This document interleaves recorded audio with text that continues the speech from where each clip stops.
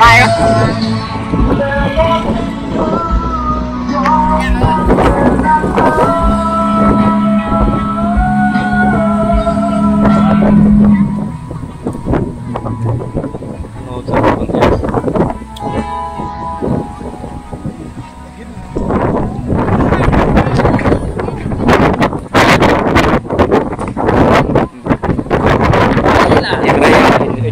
Em bảo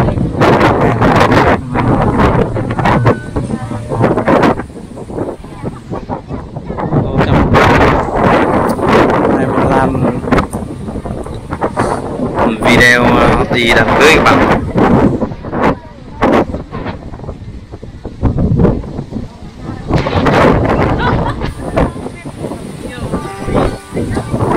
Đây mọi người nhá, anh chị em mình bếp như mình đang dự đám cưới này các bạn.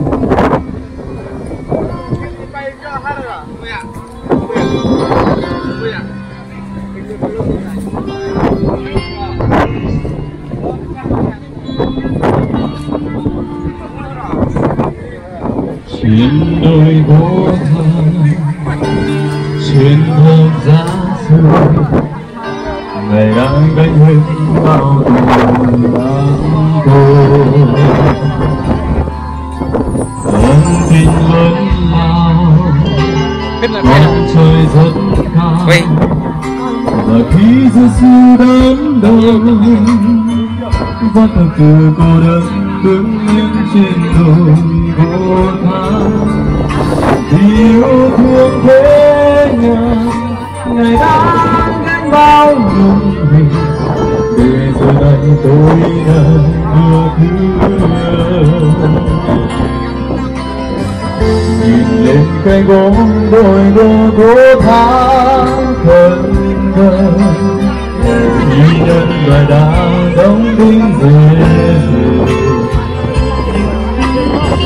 Nhìn lên cây gỗ đôi đô gỗ tháng ngàn lần, vì đau đớn Giê-xu đã chôn linh hồn. Có phải sao đằng sau vào hông Chúa, có phải bao không xa từ bàn tay, tôi chỉ nhớ mơ thôi, nhớ mơ đời tôi. Chúa đã đưa cho tôi được biết, tôi đã không thể sai lỗi, để tôi sống anh ngày mai muôn đời.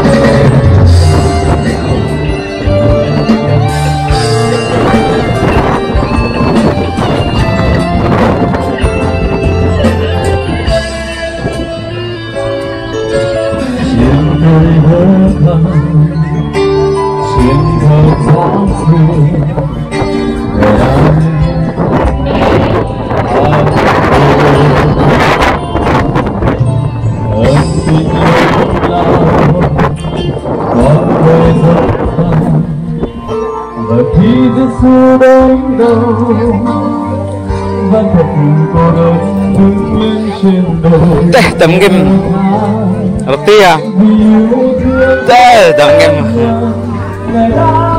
bếp tấm game của bếp bếp là viêm game bếp á nó tấm trô Gai, gai quay à cơ thì đây à bắt đầu là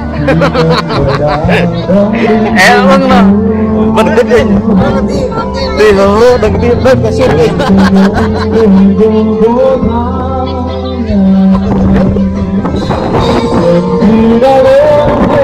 quay cái con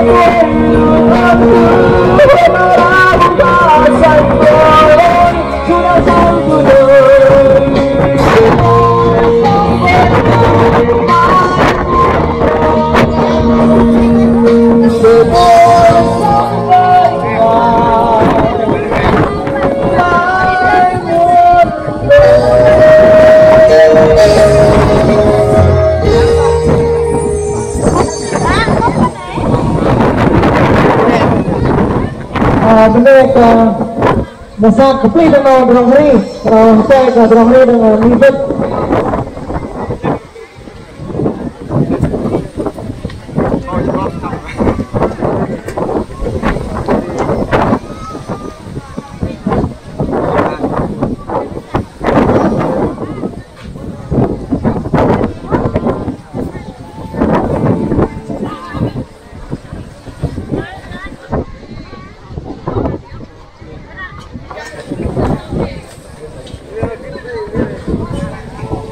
Hả? Chìm ngôi đấy. Quay đó. Chìm ngôi.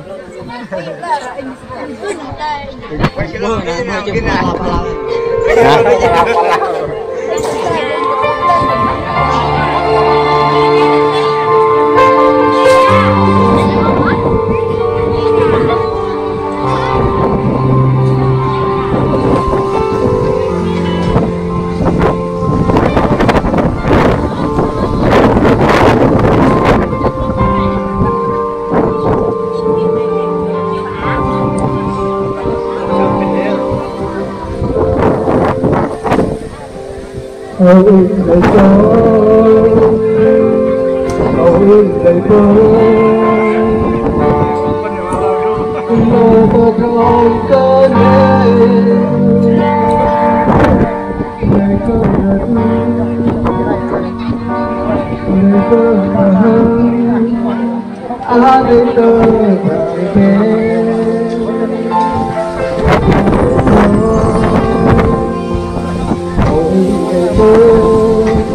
Người tôi yêu tôi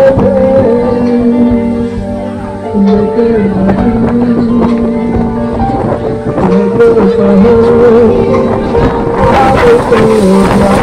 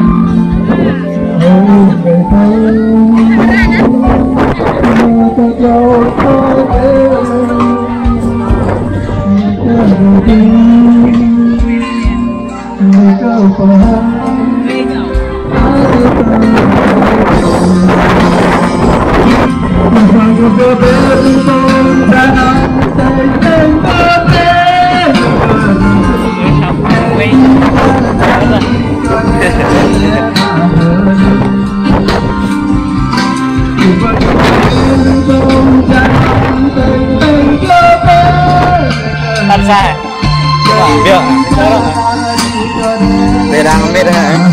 Không biết tay rồi.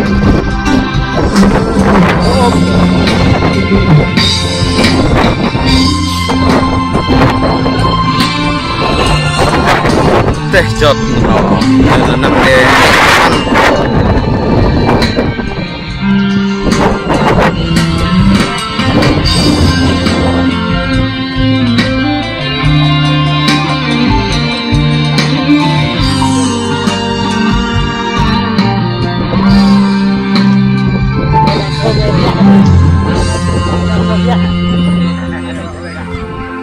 bài ăn nhanh nha.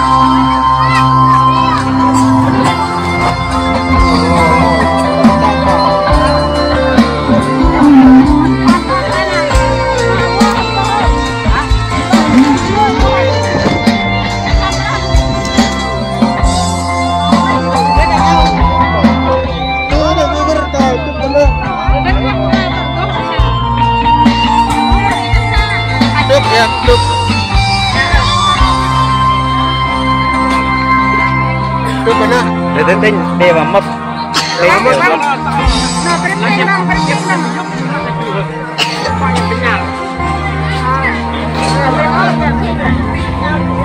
Im cái em người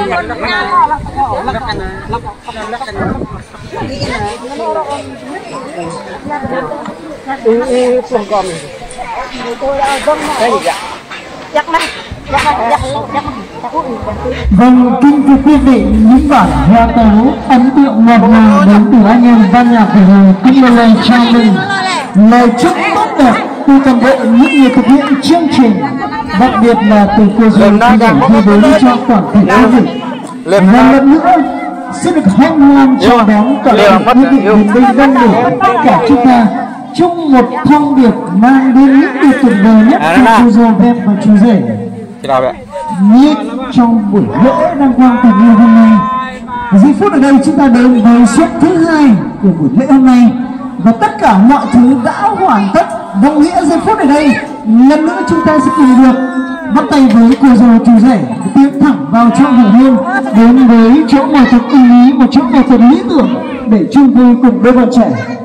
Xin mời cô dâu chú rể lần nữa chúng ta hãy trở về với cổng hoa, tức là cổng chính của tình yêu của hậu hôn, để chào đón toàn thể quý vị quý đến đây để chung vui cùng gia đình chúng ta.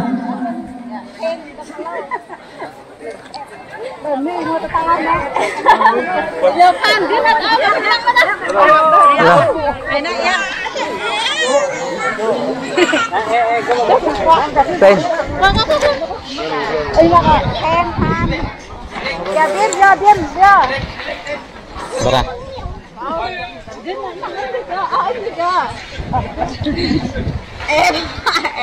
nói ra nó Giây phút ở đây lần nữa để chương trình của chúng ta được diễn ra trang trọng đúng giờ đúng giấc, xin phép được thay lời ban tổ chức và toàn bộ những người thực hiện chương trình xin trân trọng kính mời chú rể Miếng cùng cô dâu Vếp lần nữa chúng ta hãy bắt tay nhau, nắm chặt tay nhau, bước đi một cách từ từ, nở một nụ cười thật hạnh phúc và trở về với cổng hoa để chào đón toàn thể quý vị quý cùng tất cả các bạn trẻ nam nữ thanh niên đến từ tứ phương. Xin chân thành cảm ơn. Dân mau tạo mình vất văng vần lấp vất mạn man mất talam ani na vần hiệp cơ thay hàm đi đăng mi pela mà play away dung rằng mà poi ke bre đầm miết ngọ bếp bar panang nọ tạo mình vất văng pemat vân vâng bật lăng bằng tông một sọc dọc biết đăng ngõ ở mình mà bình nặng doan cái chỗ nổ thằng nam lăng mi màu hâm mệt cùng kề đan càng lăng tận vay để mi mà được nạ dạ vô để thua cùng tăng rình cùng cô đàng mà. Giây phút ở đây lần nữa trong thời gian chờ đợi cô dâu chú rể cùng hai bên gia đình, lần nữa chúng ta sẽ được lắng nghe những bản hòa tấu ấn tượng đến từ anh em ban nhạc. Xin mời.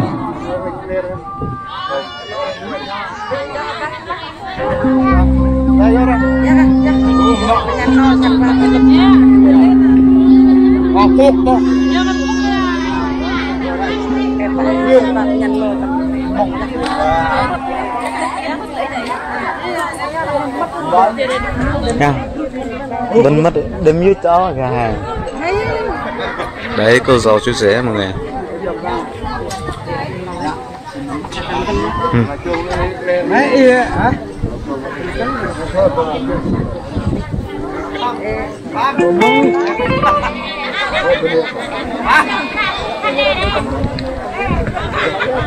Em lên không đó ao này nè. Đang ăn nước, ăn nước.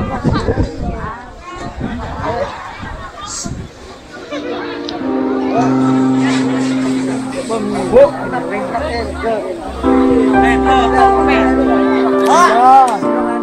nhà nằm em nhà.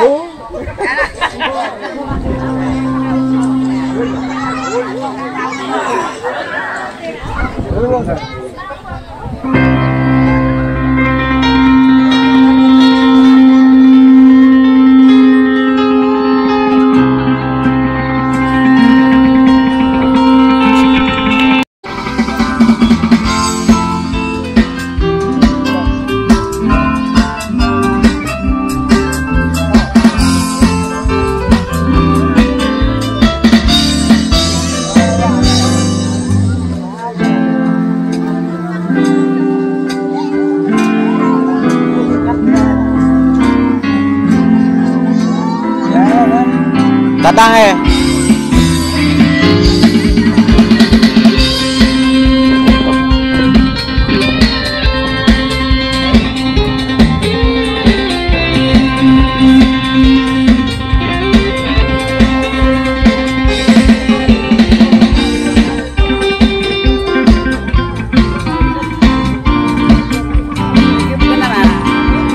Hoàng nó rồi à?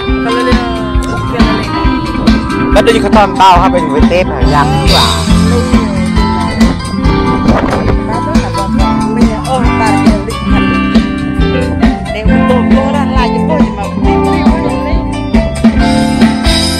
Cái tép không bây giờ.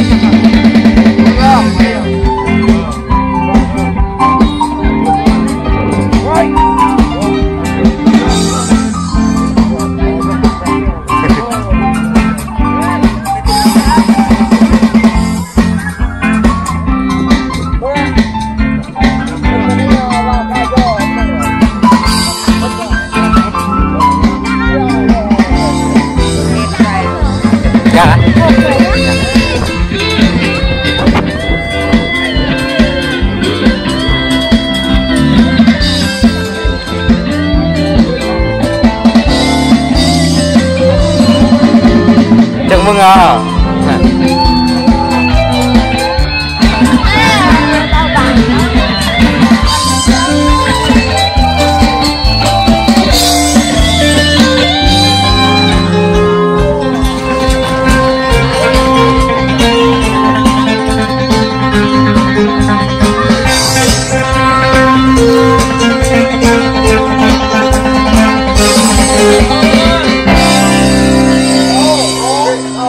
Giây phút ở đây theo sự quan sát của ban tổ chức, cô dâu chú rể đã trở về với cổng hoa. Một lần nữa xin tiếp tục thay lời ban tổ chức, thay mặt cô dâu chú rể cùng nhân viên gia đình của toàn bộ những người thực hiện chương trình, xin được trân trọng kính mời toàn thể quý vị quý quan viên hai họ, tất cả các bạn trẻ nam nữ thanh niên đang có mặt ở phía bên ngoài của hội hôn. Xin mời toàn thể quý vị chúng ta tiến vào chung hội hôn và đến với chỗ ngồi thật ưng ý, một chỗ ngồi thật lý tưởng để chung vui cùng đôi bạn trẻ. Giờ nào tạo nên đất bằng bình vân cào tạo mặt đi đăng những ổn mì mà được nạ dạ bột.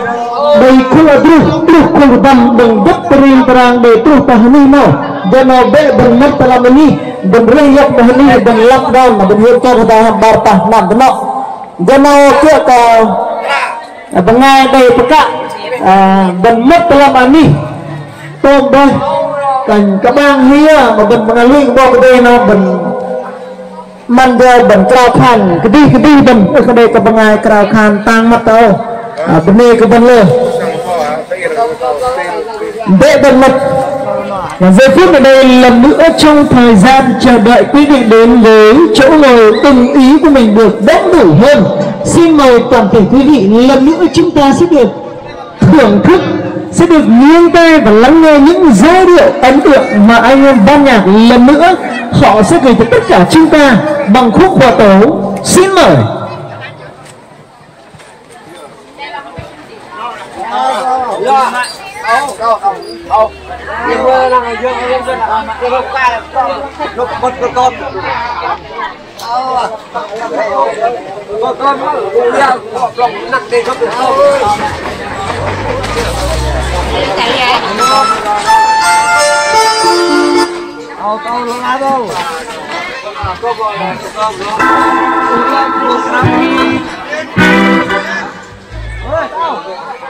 Oh.